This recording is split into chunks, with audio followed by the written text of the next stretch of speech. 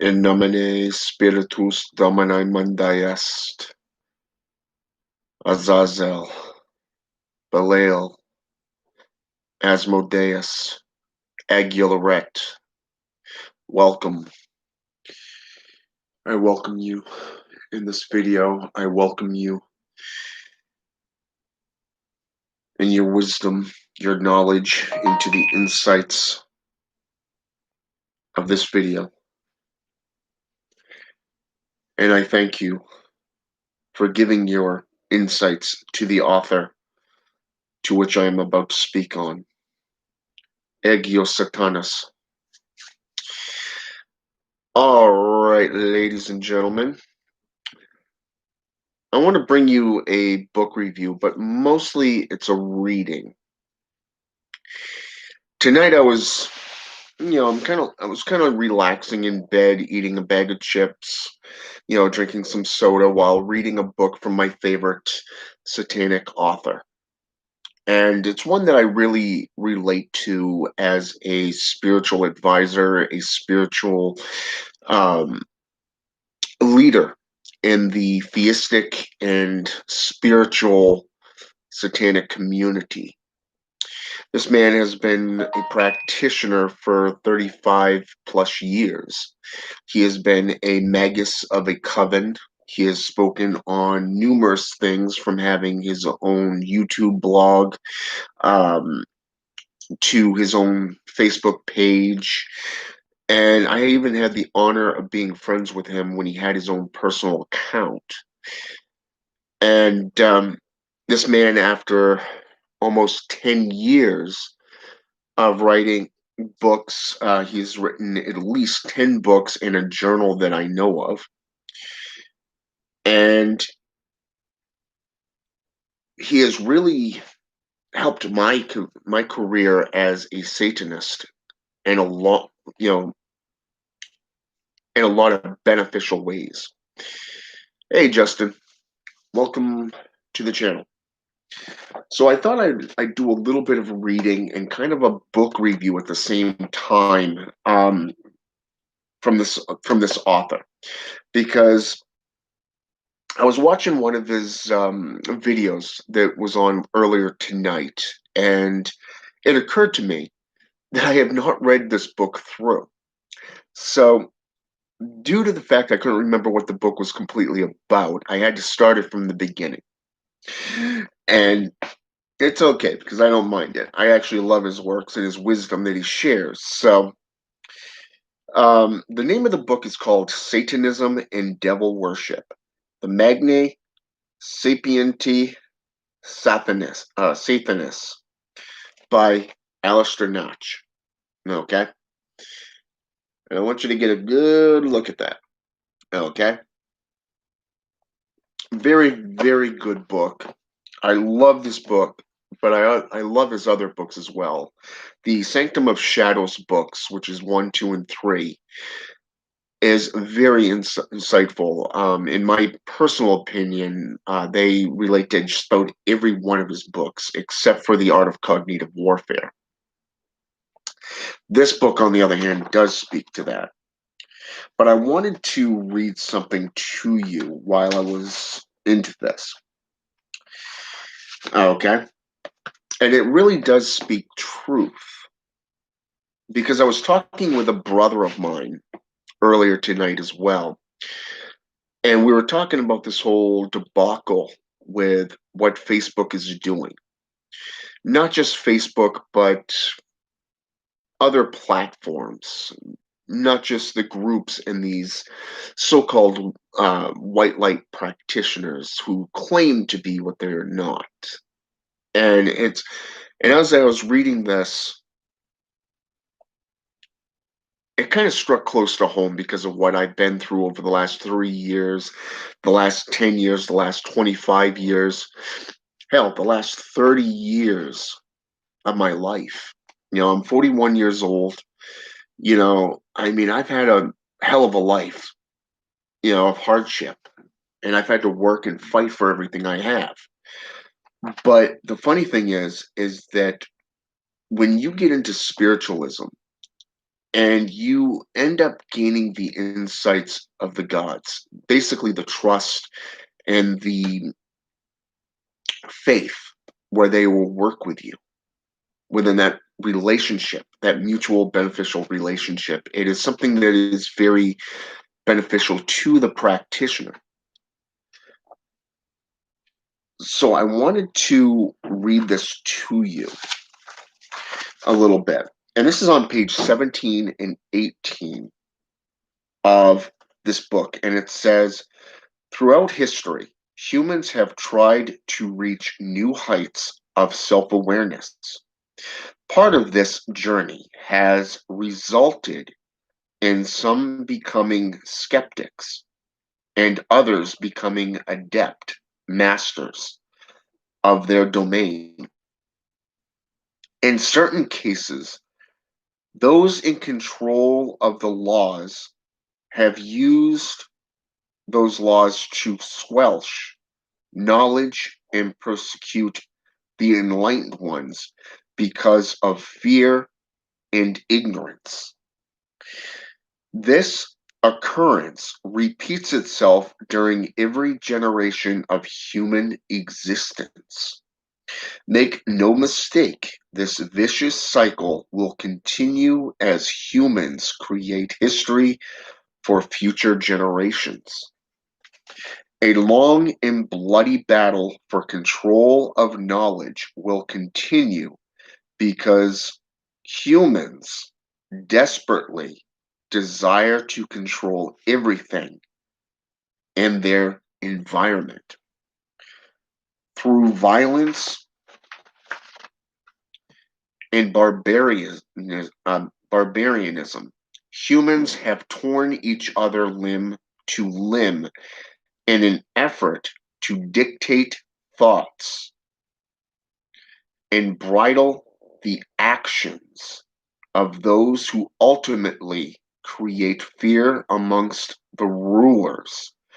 Fear is a powerful motivator, and it has caused untold bloodshed and suffering for those unfortunate recipients. Followers of the left, how should I say this? The followers of the occult left hand path, LHP, okay, have certainly shared this bitter persecution, which repeatedly sets a chain of events into motion, creating a large sub rosa population of true, dedicated practitioners of the magic. Some prefer magic with a K, arts. The occult, especially the atheistic Satanism, is currently enjoying a mainstream popularity of social activism and legal benchmarks.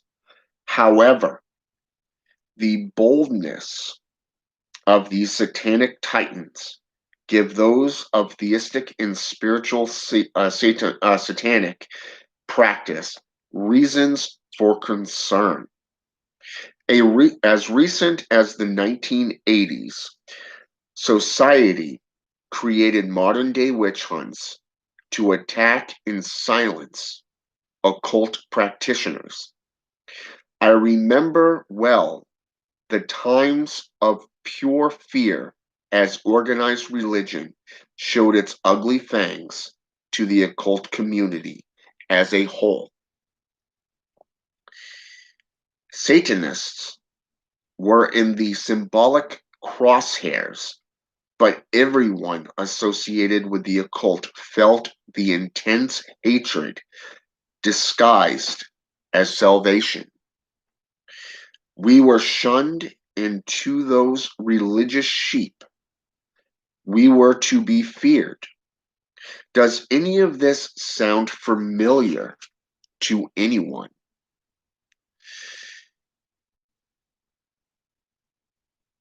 Before going on to the next section, he talks a little bit about his past. Okay?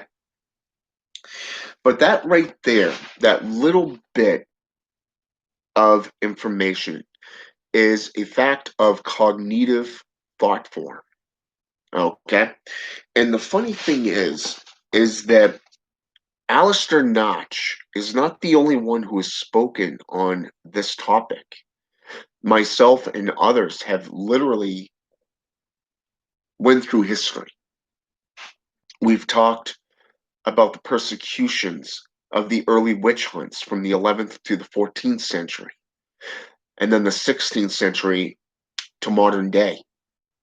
We've pulled up actual practitioners who have felt the wrath in the flames of the right hand path.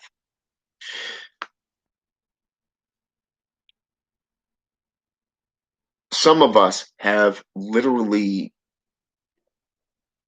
paid in blood the shunning and the wrongful persecutions of these fascists. However, even in our own occult community, there is an intense hatred for one another. Those who claim to be right without backing things up, and those who do back things up through mythology, history, and folklore, not just old wives' tales, literally have the upper hand because of that knowledge, that hidden knowledge that has been suppressed due to schools only teaching this much of the world's history. You have 12 years of schooling, 12 years, and yet this is what the world is being taught. Okay? Just that much of something this much. And it's something that I found to really relate to because of my time in what is known as the Bible Belt. All I did was utilize what Anton Szandor LaVey spoke of as a actual devil worshiper. And he literally went underneath a talk show where he was interviewed by Bob Larson himself. And he came out and said, I am a devil worshiper. A lot of people today in the occult community argue against this. They say he was an atheist playing a part. He didn't just play the part, he lived the part. The rituals and the beings that he called upon were real and are real, not only to him, but others who believe and worship these beings. And I just noticed that Justin has been posting here. So let's see here.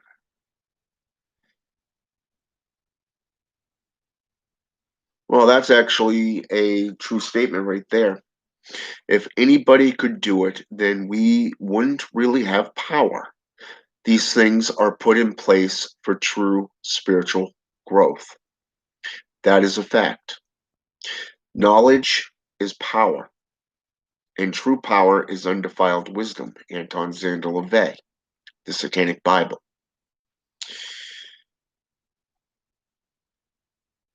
That's true too. And the funny thing is that logic and information is being squelched. Now, we're supposed to be living in what is known as the era of enlightenment. And yet, even myself, I'm approached by people who are not self-motivated.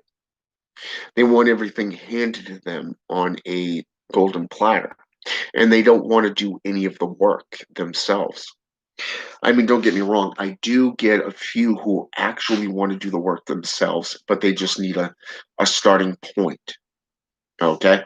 And I have had a few of these over the last year that really have delved into the magical arts. They've gone through the history of the regions of the old world.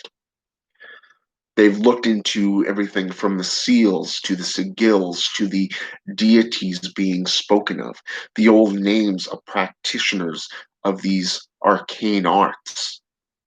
Okay, going back over 100 and say, for example, 1,000 to 1,500 years, going all the way back into Sanskrit and cuneiform and so forth. Now, what's interesting to see here is that even today, when we look at these titans, a lot of them are looking at it as numbers count. If you're in it for popularity or it's all about numbers, the most he who has the most numbers or the most followers wins. You know, the funny thing is I was talking to a friend of mine a while back and he said, think of your journey into the magical realms as a marathon, okay? Think of it as a marathon, okay? Not a race. It is not about how fast you get there. It is about the journey, okay? You want to take your time because of the marathon that it's going to take. It is like a 12 to 25-kilometer run. It's a sprint, not an all-out run. You see, a race, you'll burn out quickly. But a marathon, you're going to be taking your time. You're going to train for it. You're going to work for it long before the race begins. But most don't realize that the race has already begun when you took that first step in picking up a book and reading it.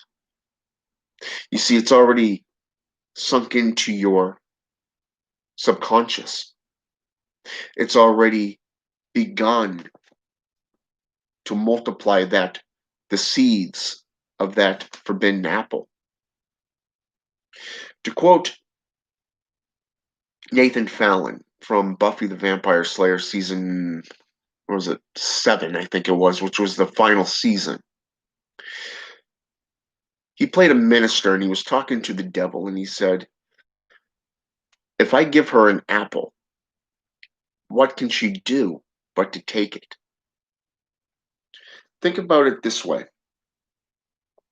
This quote really does fit the example.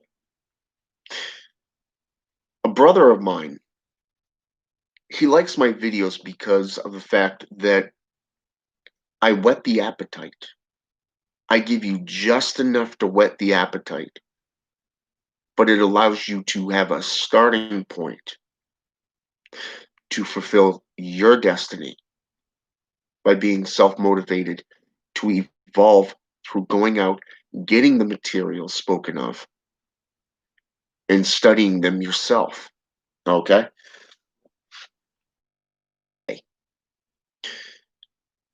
But to teach a man how to fish feeds him for life.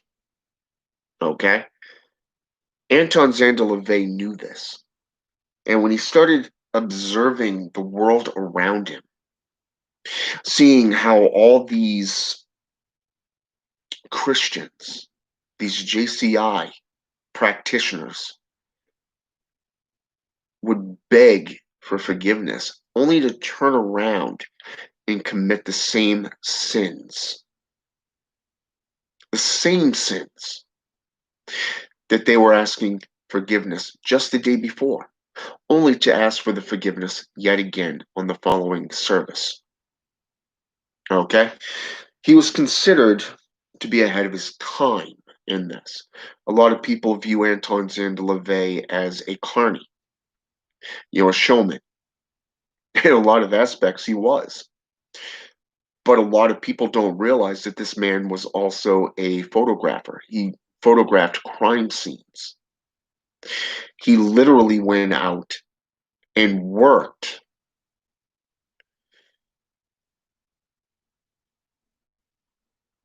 for what he believed in. He had a lot of different jobs that he took place in, a lot of different careers. But the greatest one that I took away from his books was this. He told a story about a young kid, spent all his time studying and researching on how to be a lion tamer until one day he decided to get into a ring. He hopped the fence, went in, and they found what was left of him the night before or the next day. You see, the moral of that story was this: you can study until you're blue in the face, but without actual practice, experience, you're not going to get very far. And a brother and I were talking about just what I just quoted right here. Okay.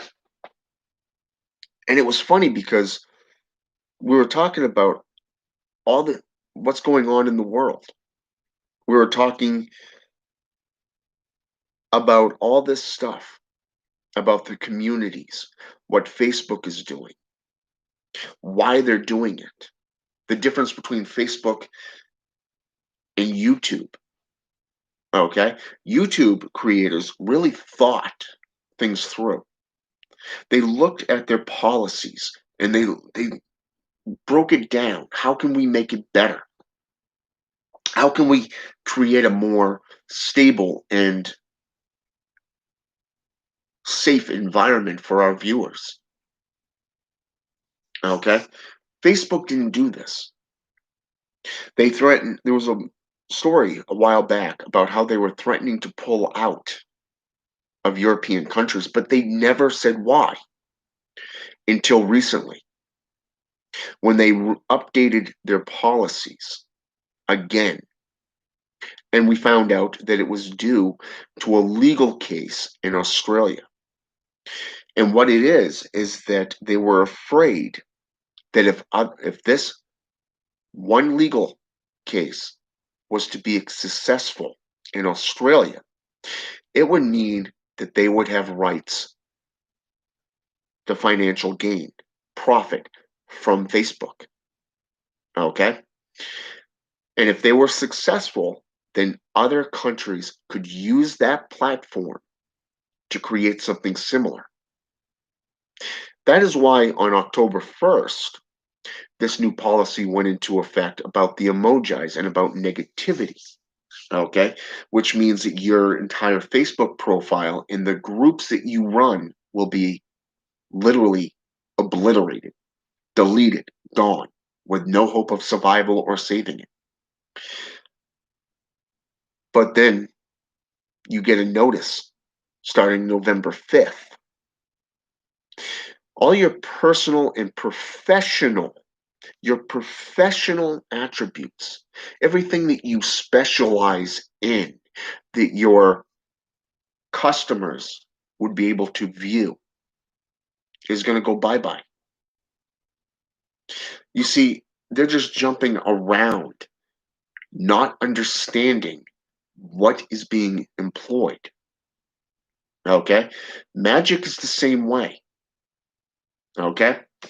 And going back to this, I want to read one more thing. And it's the opening statement of this chapter. Just like the light passes through the spectrum. Oh, just a second. Wrong one. Rituals are, in my opinion, the ultimate dance of death. If not performed correctly during a ritual, you are taking energy and forming it to your will. Just like forging a bullet to be used in a gun, magic is similar during rituals. Okay? Now think about this for just a minute and look at the world around you. When you look at the knowledge that you gain, the insights through rituals, working with spirits, why is it that some people are more in tuned to these energies, these currents, and whereas others are utilizing social cycle pumps? Why are others multi-billionaires and those who are mages and sages that have made a career out of practicing the arcane arts only make enough to survive, where others fail altogether? It comes down to the magic that you are employing through the enlightenment factor. A while back, when Trump was first running for office for his first term, I stated he would run the country like it was his own business, and he would not take shit or make plea bargains. The only downside of him being president would be like the Third Reich. What did he do during his campaign? The first thing he did was try to build a wall between Mexico and the United States. Didn't Hitler do that between Eastern and Western Germany? Hmm. Thinking he was high and mighty, just like Trump? Think about that for just a minute. The delusions of grandeur, the political showmanship. Hitler was always beating himself on the chest for all his victory. Correct, the Berlin Wall. But here's the funny thing. Now that Trump is running for his second term, I knew, and I even stated in a post, that something like this was going to be used as a weapon. I didn't say what type of weapon. And then suddenly, he and his wife have this coronavirus. Wow. Isn't that like a political statement of trying to get sympathy votes?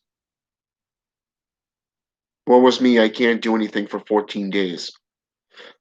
I got corona. Vote for me. Hmm. You got half of the country on fire. The other half is rioting. And yet people are still looking for modern day witch hunts. And this will never change. Not until humanity evolves enough to where they say enough is enough. Everybody's trying to make things about race these days,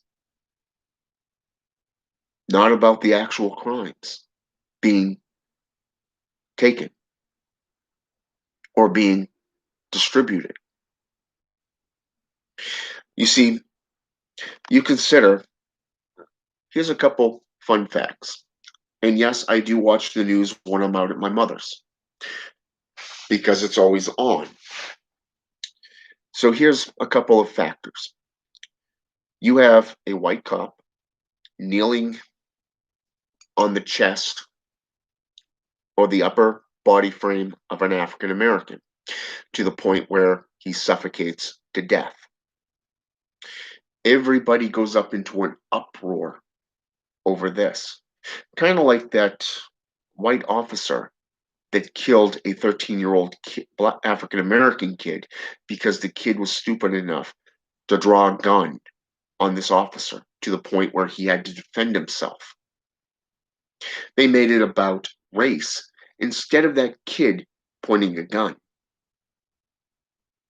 Now, the difference between those two cases is the officer heard the guy saying clearly he could not breathe and continued to apply that pressure on his upper torso to the point where he committed manslaughter. So yes, that was a crime and he should be punished for it. Okay? But here's another thing. What about that elderly gentleman that was knocked over during a riot for just standing there, doing nothing. Ended up in the hospital with a concussion and stitches in his head. If I remember correctly, the gentleman was in his 80s, 70s, 80s area. Where was the community on that? Or are you just picking and choosing on what you want to riot about? You see, you can't do one or the other. You have to do both. And this is what Alistair Notch is referring to about utilizing rituals in magic correctly. When you contact spirits and you are aligned with those currents, you would be amazed at the insights that you can perceive. You can tell things before they happen. You can look down the road at any given situation and see it unfolding like Buford did in the Civil War of Gettysburg, the opening scene, the opening battle in Richmond, Virginia.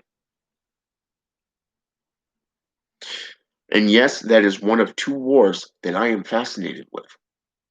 I love the Civil War, especially Gettysburg, the tactics that were used, the cognitive warfare was masterfully done by both sides. World War II was another. Fascinated with how the battles took place, the strategic attacks and counterattacks were employed, not just within the naval aspects, but also the armed forces that were on land.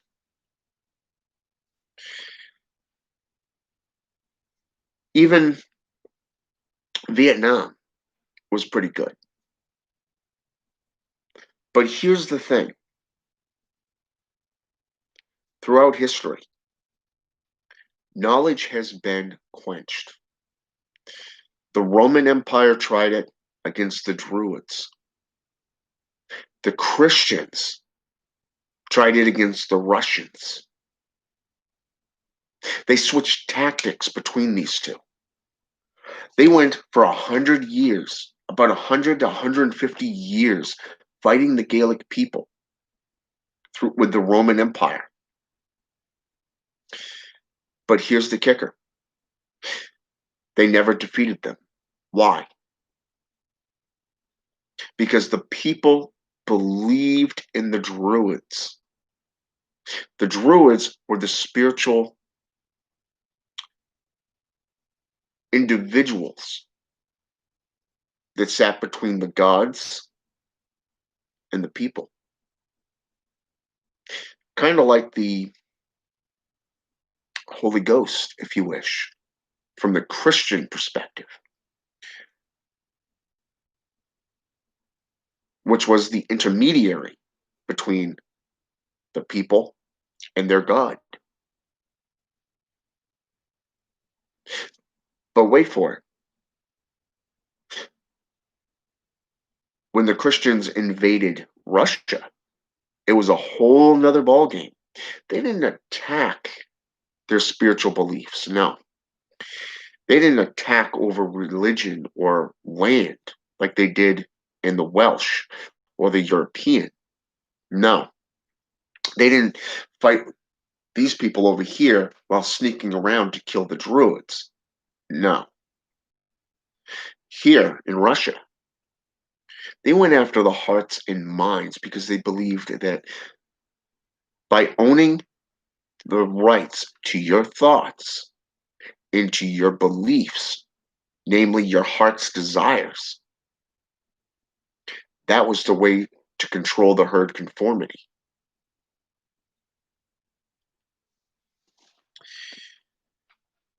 Then you have the Dark Ages.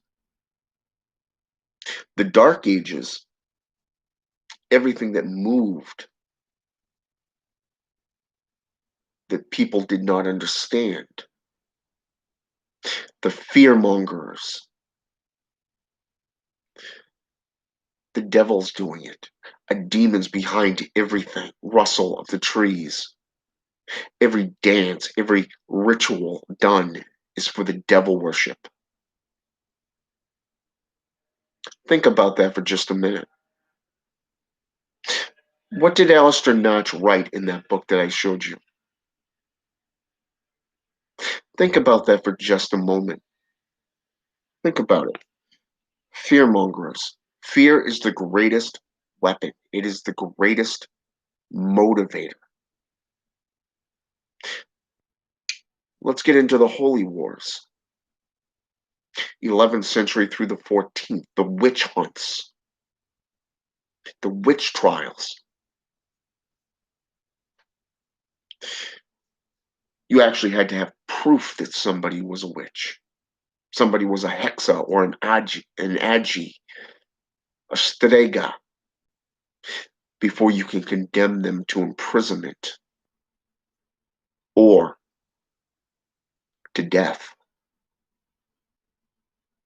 In Africa, you're basically shunned from that village. They actually have a village made up of those who have been accused of witchcraft, just simply accused of practicing witchcraft, but with no proof. Just because a medicine man says, you're a witch, you're practicing, you're evil. Wow, you're evil because you're practicing. It's only an accusation, but the damage is done. Your reputation is tarnished. Your family shuns you out of fear because of those beliefs. You see, this is what I'm talking about, that fear. That is what Alistair Notch is talking about. Fear is the greatest motivator. The Crusades were just a ploy for land to convert people to Christianity. In 1604, the Malleus Dictorum was created, the witch's hammer. Here was ideal methods of identifying a practitioner of witchcraft. Today we know these as natural things, things that grow on the body like a birthmark, things that you're born with, a mole, some form of deformity. Doesn't make you a devil worshiper. No. See, being a devil worshiper or a practitioner of Satanism or any other form of black arts like necromancy or shamanism, dark shamanism, voodoo, hoodooism, palo mayumbi, it doesn't make you evil. No. It's spiritualism at its greatest. And for over 400 years, people were burned at the stake. They were hung from trees just because people didn't like you and they accused you of being a witch. They accused you of being a devil worshiper. The Witchcraft Act was employed, which meant you could be condemned for practicing witchcraft.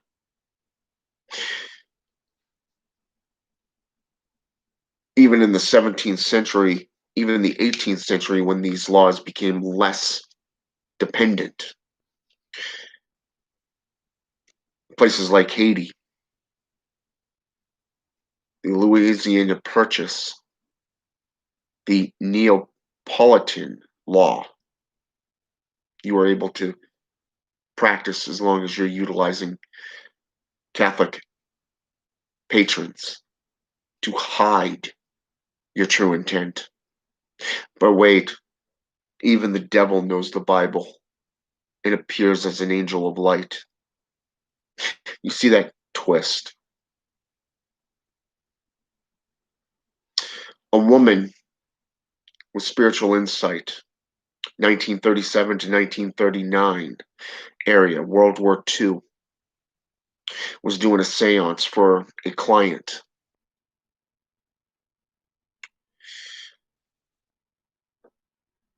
Caught the United States government with their pants down and was put on trial for witchcraft. A couple years later, the Witchcraft Act came to an abrupt end and was dismantled, demolished. Went bye-bye. The freedom of religion, the freedom of speech from the 17th century all the way up into modern day has been written and rewritten at least 3 times. 17th century, 18th century, 19th century. The last one, I believe, was in 19 I want to say, 2007, if I remember correctly, was the latest one, but the one before that was just after the Satanic Panic, 1980 to 1993, where every crime was considered to be devil worship. A Satanist did it. The latest persecution, the latest witch hunt, the latest fear.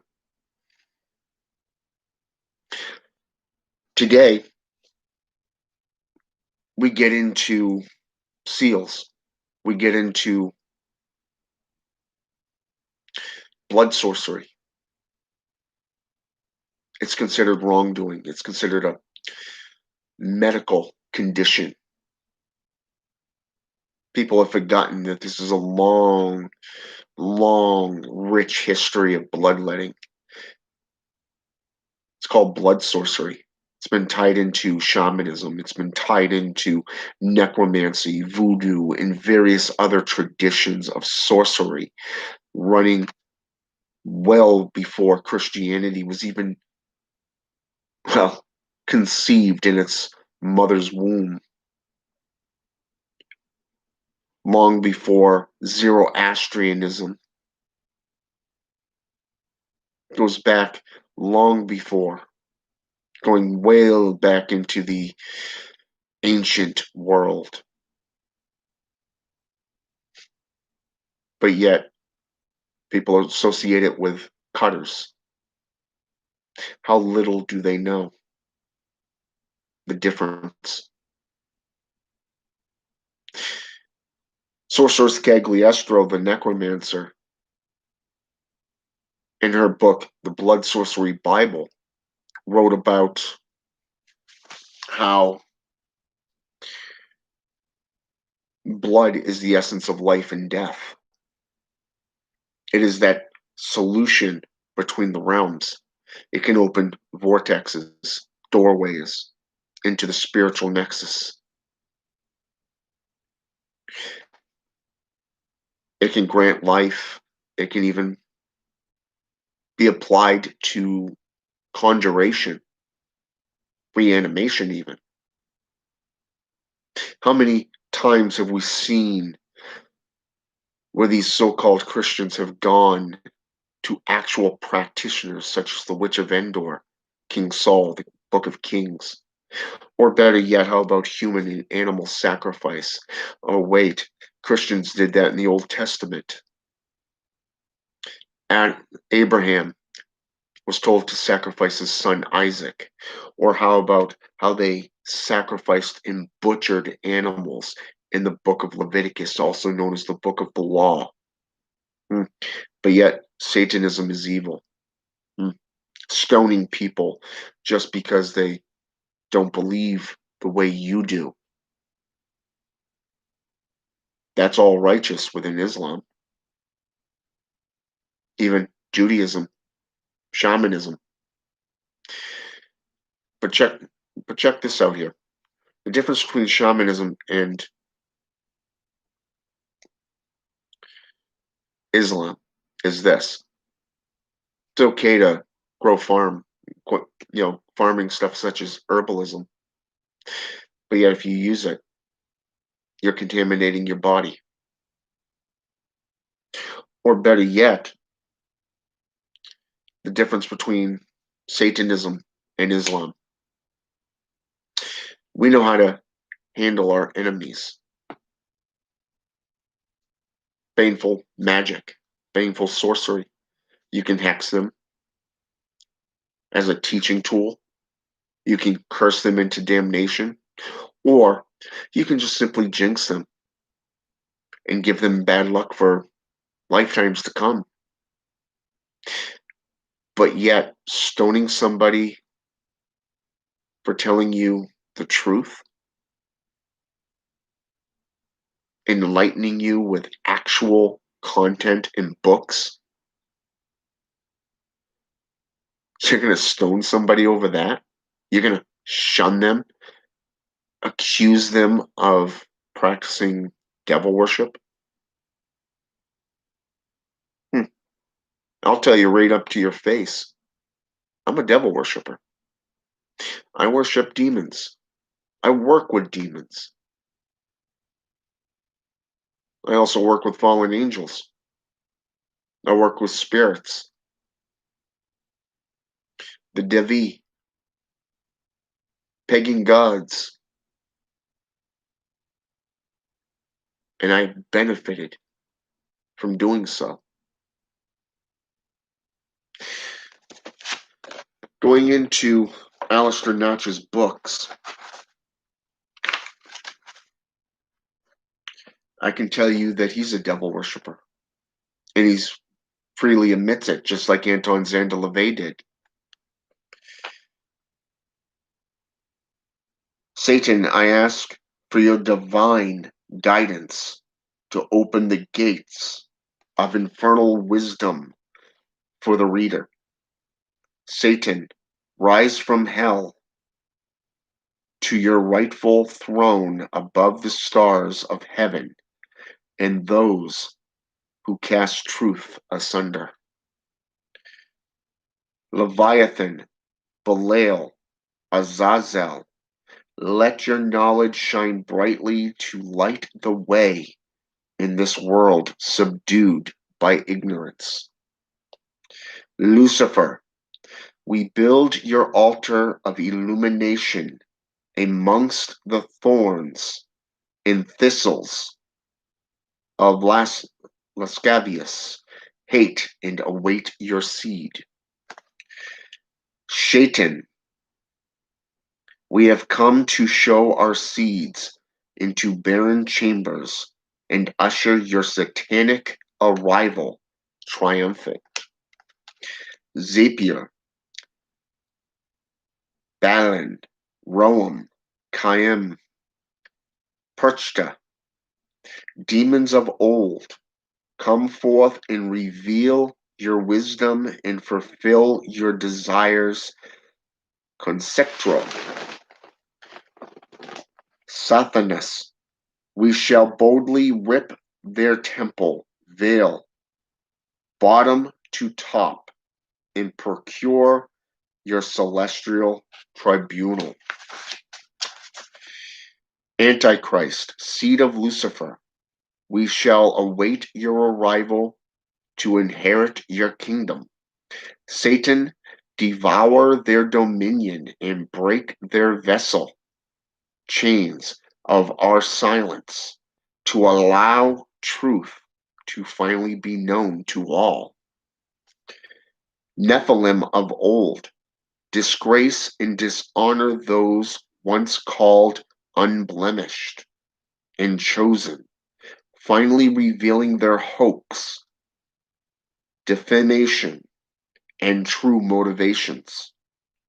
Astaroth, cast down their star, so it will be shattered, splintered, and scattered forever upon the ephemeral winds.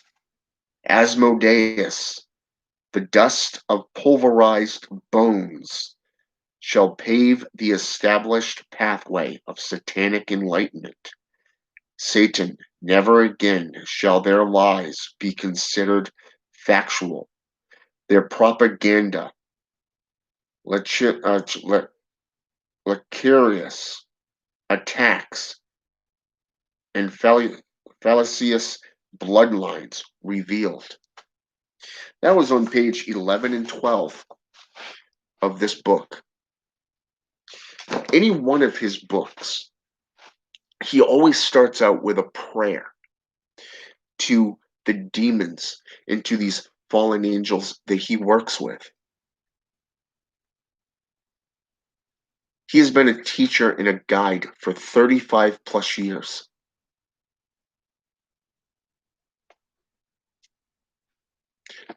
He is considered to be the leading Satanist of theistic and spiritual Satanism as a spokesman for these two groups of Satanists. But it's the way he comes across. It is the way that he presents himself and his views that speak to countless many. Does that make him evil? No. It makes him enlightened. It makes him educated. And that is why, for one, I like his works. It is a reason why I consider him a brother and a friend. There are very few practitioners out there who dare to speak on the past, who dare to enlighten others with actual facts and multiple sources of material. Very few indeed. And how would you know what was real and what was fake if somebody like Alistair Notch did not come out with his spiritual insights through his divine wisdom that he has generated over many years of study, practice, and committed, disciplined devotion to his journey, to his path, and to his root workings did not come forth? Is it about numbers? Is it about stroking his ego? Is it about popularity? No. For Alistair Notch, it's none of these things. I can tell you that I could care less about numbers. I can even care less about ego. I don't care about that stuff. I'm not in it for popularity. And that's one of the reasons why I like Alistair Notch's works. Because he literally will tell you the way it is. He doesn't bullshit you. He doesn't blow smoke up your skirt. He doesn't ask for money. Yes, he has a Patreon. Yes, he has services. But let me remind you of this. I had a customer come to me about a week ago, wanted me to do some work for them, and then wanted me to teach them, but said, I can't pay you because I don't have the money to spare. I said, it's okay. There's other ways you can repay repay me for my services. And this person asked, well, how is that? I said, in old days, if somebody could not pay money to a magician or a sorcerer, They would trade. They would make a trade. They would give them fish or they would give them furs, some kind of equal trade equal to what they were trying to acquire from that practitioner. You want to trade? Well, here it is. You prove to me that you're learning. You start showing that you're going through all these materials. I will believe you were earnest and you were paving your way in gold. You see, that gold is your enlightenment. That gold is your self evolution. Your journey has begun at that point. You see, that's the way I see it. Just like these practitioners of old, Alistair Notch is not looking to change the world. He's looking to connect with those of like minded individualism that literally think and believe in the same way, that are on the same dedicated devotional commitment to the path. It's called humbleism. It's called devotion. It's called commitment, self motivation, enlightenment. We live in a time where this enlightenment is right here, right here. It's called Google. You can go to your public library, pick up a book, rent a book, read the book, study the book, and apply it to your life. Learn to set up an altar, but you got to figure it out on your own on what speaks to you. It's okay to seek guidance from more experienced mages and sages, magi even. You don't have to sit there and belittle somebody else. You do not have to make up false accusations against somebody else. It is not a race to see who gets there first. It's a marathon. We only have a certain amount of years that we're in this world and are able to learn and to grow, to master our environment, ourselves, in the craft that we're in. Here, we're able to evolve from the microcosm to the macrocosm, to seek out that hidden gnosis and become enlightened through self apotheosis, through apotheosis. Just plain apotheosis. Right there. Keyword apotheosis. The knowledge, the enlightenment. When we work with spirits, they teach us like we teach our apprentices. Those who call us, they see something in us that they like and want to get to know. Many of them want to help us grow and to mature within our arts and our crafts. Are you open to that? If so, then you've taken your first step into enlightenment. But you got to be welcoming to whatever walks through that door. You cannot shun it, you cannot turn it off. You can only build upon it. And right here, I want to quote one thing, and it comes from the 21 Satanic Points. Build not upon sand, but upon rock. Build not for today or yesterday, but for all time. For all time. Remember that. Now, I know some of you may have been trying for a long time. Okay, so this is another one from the 21 Satanic Points that I want you to remember. A short rest is better than a long. He who stands the tallest mountain of skulls sees the furthest. Those are two quotes, by the way, right there. And I want you to remember this because it is about power. It really is. It's about your power.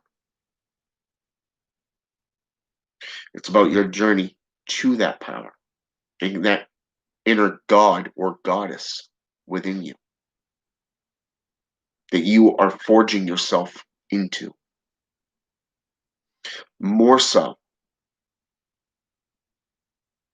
we're all going to get weary from time to time. So a short rest is always better than a long because if you take a long rest, you're going to get slothful. You're going to get lazy. And then you're going to stop practicing. You're going to stop evolving. So taking that short rest not only replenishes your strength, but it gives you new insight upon what you really need and what matters in your life. So remember that.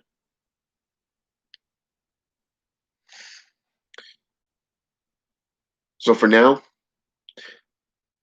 I would like you to check into Alistair Notch. I know Justin has said that he just subscribed to him. I highly recommend it. This man, Alistair Notch, is very wise. He's a lot older than I will tell you that. He's got a lot of wisdom behind him. And the way he speaks is it's old school. It really is. It's old school linguistics. It's really old school. And I love old school stuff. I really do. I do recommend all of Alistair Notch's books. And yeah, I know the feeling, Justin. It's been 41 years for me, but still, every so often you come across the path that really puts you back into that baby boomer stage. It really does. And you have to learn to maneuver through those landmines. You really do. So yeah, so check out Alistair Notch. I hope you like what I've read out of this book so far. And I'm going to continue reading this because I've only read about quarter to halfway through before I ended up, getting into other books. And that sometimes will happen to you. And then all of a I got to go back and finish that one book. You know, like I said, 30-year veteran right here. And guess what? It happens to me. It's okay. It's a learning curve, and it's something that we all have to go through from time to time. But I will tell you this. Yeah, sounds about right, too. 4 open books. Yep. I got roughly about 4 or 5 books that I'm currently going through because of what I'm currently working on. But so I do hear you on that one, Justin. But yeah, I do recommend Alistair Notch to you. If you're into the old school of practice, the old school of demonolatry, Satanism, and you really want to get to that spiritual core of who you are and how to get into Satanism, I recommend Alistair Notch to you. Okay?